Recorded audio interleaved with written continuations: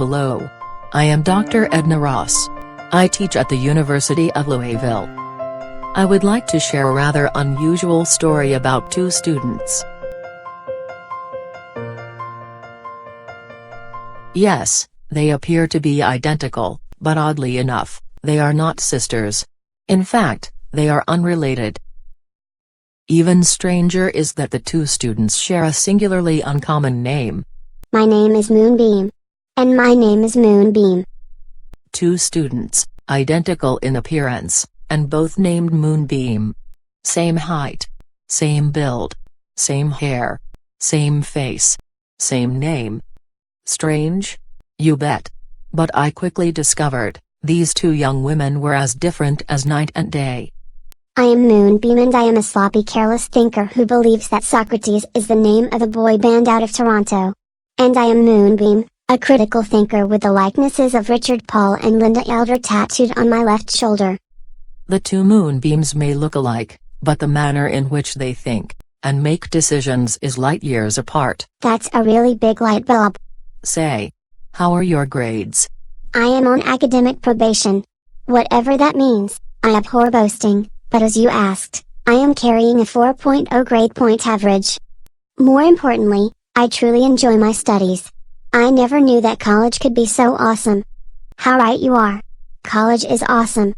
This campus has more than its share of really good-looking guys. I see. And how would you describe critical thinking? In a nutshell, critical thinking is disciplined thinking. Critical thinkers are those who think about their thinking for the sake of accuracy, clarity, and truthfulness. If you ask me, this sounds like a lot of bother. Very well. So how does this disciplined thinking work? Simple. The Paul Elder framework is an easy-to-follow blueprint for critical thinkers. Paul Elder? Didn't he sing and play the bass guitar for the Beatles? You are thinking of Paul McCartney. The Paul Elder framework helps me maintain high standards of thinking. I thought Paul McCartney played for Pink Floyd.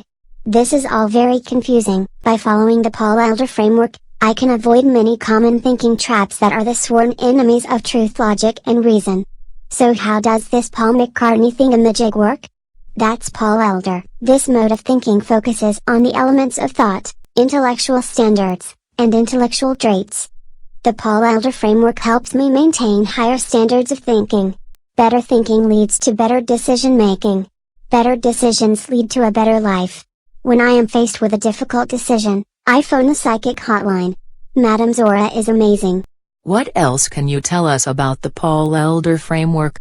I think Paul Elder wrote most of the Beatles tunes. You are thinking of Paul McCartney. I could tell you much more about the Paul Elder framework, but I have class in 5 minutes. May we continue our conversation in the next video? And when we come back, I will tell you how Madam Zora mysteriously knew where I had mislaid my car keys. This psychic hotline is amazing.